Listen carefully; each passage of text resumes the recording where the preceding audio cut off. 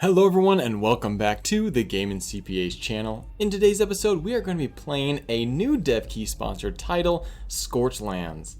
Scorchlands is a title where it involves a lot of resource management, it involves a lot of balancing and basically trying to evolve and terraform a moon. So basically what it all includes is, first of all, we start off with our main individual. Imagine this is, our individual, maybe Factorio or our mech and Riftbreaker. So we're gonna move around and use him, and we get to kind of build in place, and we have to do it within reach. So first thing I wanna do, and I've already played through the demo, and in fact, I recommend that you guys play through the demo as well. Check it out, see if you like it. Whenever you may watch a content creator or a video, you may think to yourself, oh man, they make it look so fun. But titles vary, and they may end up actually being not quite what you thought. So if a game has a demo, you should definitely play it, and this one has it. In fact, the game here is going to be releasing here in early February, so I highly recommend that you go ahead and check out that demo while it's available. So with that being said, I start off with some missions here. It's saying that it wants me to place a colony next to stone spires, as well as look around for said stone spires. And if you look over here in the bottom right, it gives a description. It says these are stone spires. It's basically just a mountain formation, and I'm not able to climb up on it, so we're gonna go ahead and place a colony. And how we do that is we go to the colony management and we click new colony. I'm gonna go ahead and place it right here, as that's gonna give me the most amount of stone possible. So we're gonna go ahead and drop that there. We're gonna hit confirm and listen to the glorious music and sound effects as the laser beams in a new colony. And you may have noticed in the background there's a little bit of update. There is some terraform that happens. And so the first thing we need to do is basically it wants us to supply 10 stone tablets. And the stone tablets in this game are basically research. And how we do that is they require 2 stone slabs, and then they require a building that I'm holding right here, and that will create a stone tablet. This building can be boosted by households, and if there's a household nearby, it will increase its production by 1. So things to note, there's definitely a couple different factors in this game and variations. And then of course, your stone gets turned into stone slabs. They require stone. 1 stone makes 2 stone slabs. The stone slabs can also be boosted by households as well as mine shafts, which produce stone. So we'll want to place these close to the stone mine shafts to get a boost for my stone slabs, as well as we'll want to put households nearby. The households will boost both the stone slabs and the stone tablets, as well as the stone mine shafts. So let's just go ahead and place all these stone mine shafts right along the mountain. That's kind of a no-brainer. There's really no point in putting them anywhere else. And then let's go ahead and build our stone slab manufacturers. So we can go ahead and put a couple out here. Basically, if you look in the bottom left, you can see I'm producing 18 stone right now. That's the supply. But since I placed these stone slab manufacturers, they actually require 11. So I have an output available of 7. So I'm gonna go ahead and I might just drop one there. And then let's go ahead and build a couple households, because remember, the household is gonna boost not only the stone slab, but also the mine shaft. So let's put a household there. We'll place a household there. So that'll just automatically increase those. In fact, what if you hit F, you can demolish. What if I actually were to change this up and place households here and here as well? And if you hit Q, you can copy. And then what if I just place these guys along the outside? Yeah, so that is more ideal. And you can tell it looks like we're gonna be technically not producing the total 50 slabs, because we're only actually able to supply 25 stones. And the cool thing is, once you get bigger, you have this nice little map overlook where you can see your availability and where you may be lacking in certain areas, so you know to go ahead and boost those areas. So I left a little gap here because, well, the cool thing about the game is you transfer, and you transfer using logistics. Now, it looks like it may want me to create at least 10 stone tablets before I unlock logistics, because if I look in the research, I need at least 8 stone tablets to unlock my transfer laser. So let's go ahead and do this. Let's demolish one of these households, and let's build 2 stone tablets so that I can at least unlock my logistics laser. Because what I want to do is I want to go ahead and send all of these resources to a different location where I turn them all into stone tablets. it's basically telling me you can go ahead and do the lasers, and you can rotate buildings and do different things like that. And you can also craft mirrors, which help in all of that. So if I were to move this, that technically means I am negative on resources, or on that. And let's go ahead and let's just pretend that I'm going to go ahead and build something out here. Okay, I want to supply there eventually. So you can see I want to supply to this. So eventually you do have to supply dusty essence to the nexus. This is the nexus. So I will need to get a laser in there, but I won't get the dustiness until for a little bit longer. I think that's when we unlock terraforming, we can go ahead and get dusty essence. But I do want to build a colony that allows me to basically have a laser available and ready. So let's go ahead and build one right there. And we will do a laser that accepts the resources. So now I can go ahead and I can send all of these stone slabs over to here. Now that I have that, we're going to go ahead and have a bunch of just these crafting, and then we're going to boost them with households. So let's go ahead and craft. Let's just put a bunch right here, and then let's do H, build a household that can boost those so that their production. If they say they need more stone slabs, I'm going to destroy that right there, and we're going to create some more stone slabs. And now hopefully we can see that we have 10 more stone slabs. And let's see, let's go ahead and export the remaining. So you can just hit this transfer maximum possible, and now we're exporting the remaining. So now let's see, I can technically produce, well, no more. I'm producing basically the maximum amount that I can. Let's go ahead and unlock terraforming. So now we've unlocked a new essence. And if I want to continue to research more, I'm going to end up needing to, increase my stone tablets, which means I'm going to have to increase this whole process. I'm actually going to go ahead and start though with unit deployment, because I know that is going to be an important part this next round as I go to expand. But right now I just unlocked this purple and this ether geysers that I can access. I saw there's a bunch right here, the little purple guys on your minimap in the top right up there. You can see all the little purple geysers.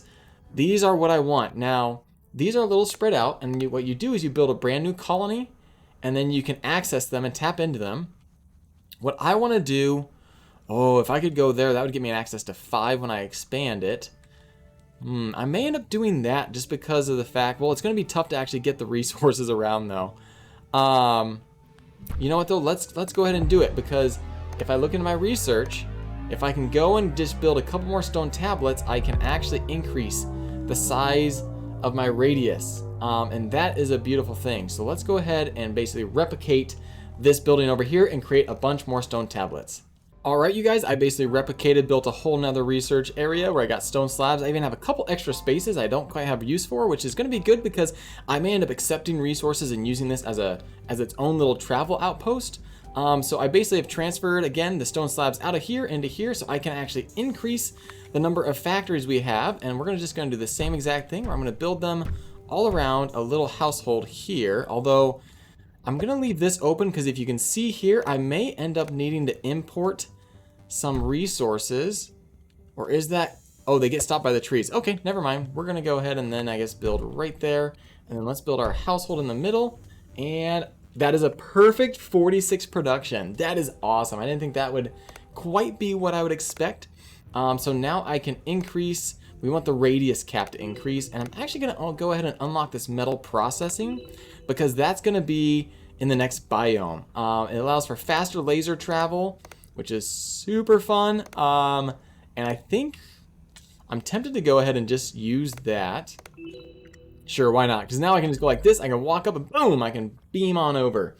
All right, perfect. So now that we have increased that cap, you can see we still have the 18 population. I'm going to go down here and we're going to increase the radius. Boom. See, now I have access to 5 ether geysers.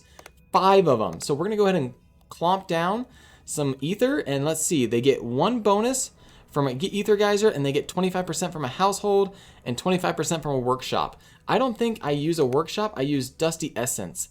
So we're going to go ahead and use the ether geysers. Surround these completely. All 5 of them. That one's going to need a little bit more space. Oh, and they have a good distance. Oh, I didn't realize that they can reach multiple. Oh, well then we may just... Oh, but we also want some households in here because those boost them by 25%. Ooh, that is going to be a tough gamble. What if we drop some households just randomly throughout. This guy's at 9. This is only at 3.5. What if we increase that? 84. All right. Let's go ahead and copy this. Let's see, the household increases that by 3.5. And if I just put down one of these, that's only up by 2. Okay. So that tells you mathematically we should go with that. And why don't we go ahead and drop these guys down. We'll throw one right there. And then we will go ahead and throw down a couple households. We'll go ahead and copy and just keep on spamming. We're going to make a lot of essence in this one area. And this will hopefully be enough essence, honestly, for the whole game.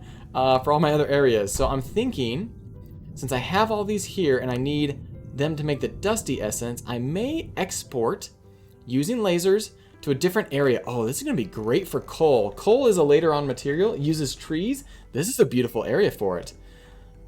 Let's see though. I can do either use a mirror to reflect a laser, but that takes a section, or I just build another colony. Let's do that. Let's build another colony. Something like right there. Confirm. I will go ahead and expand it as well. And then we will just create lasers. They will accept each other, but this will still be my coal colony. So for example, I can go like this and I can say, hey, I want a laser right here facing here. I do need to demolish this guy, sadly, which he produced 10, which is unfortunate, but you know what? That's okay. And then we'll transfer 143. Okay, I can only transfer 100. Let's actually do 2 of them then. Let's actually max things out right now. We'll go for 2, because right now all we're doing, oh, nope, backwards, wrong way, max it out. Okay, what if okay, which one's meddag? Okay, where that one's good. Am I only allowed to, oh, this one's getting it in. No, don't lock it. Okay, I've officially gone a little crazy. Okay, so this area passes on as much as we can. Okay, so we're passing on 100. Availability of 36.5. And then we pass on the remaining 36.5. There we go. Not sure why that took so long to figure out, but we did. Next, we're going to create the Dusty Essence. This gets boosted by households just by 0.25. So not 25%, just 0.25. But you know what? That's okay. You see the range that they have? So what I can do, let's see. So this makes 1. Does it get boosted by others? It does not. Okay, so basically probably what I want to do is just place a bunch of them down. Why don't we do, okay, let's leave the outside open. The reason I want to leave the outside open is because obviously I want lasers around the outside. This is going to have coal. So let's go ahead and do something like this. And then we can drop a household right in the middle. And I could theoretically drop some households around the outside as well. Okay, it's looking good. Does this have a good lineup for the laser? It does, right here. Oh, perfect. Let's go ahead and try out the laser here. Supply it with at least 10 Dusty Essence. And just like that, guys, we have crafted the Dusty Essence and delivered it, completing the very first mission of the game. One thing you will want to make sure you do is leave space around this middle biome. Leave space around this guy, because you're going to, throughout the game, be needing to laser in multiple different resources, and you don't want to clog things up with a bunch of colonies and a bunch of different resources in the area. You want to go ahead and leave things open for lasers to make things as easy as possible and manageable. So before we end the episode, let's go ahead and terraform and create a brand new biome. What do you say that we go ahead and, I don't mind that. Can I terraform this water? This is just way too much water. Okay, let's terraform this water and see what happens. We've created a desert, a brand new biome, a desert biome. And you can actually move it. You can move it around as you like until you get it to a happy place.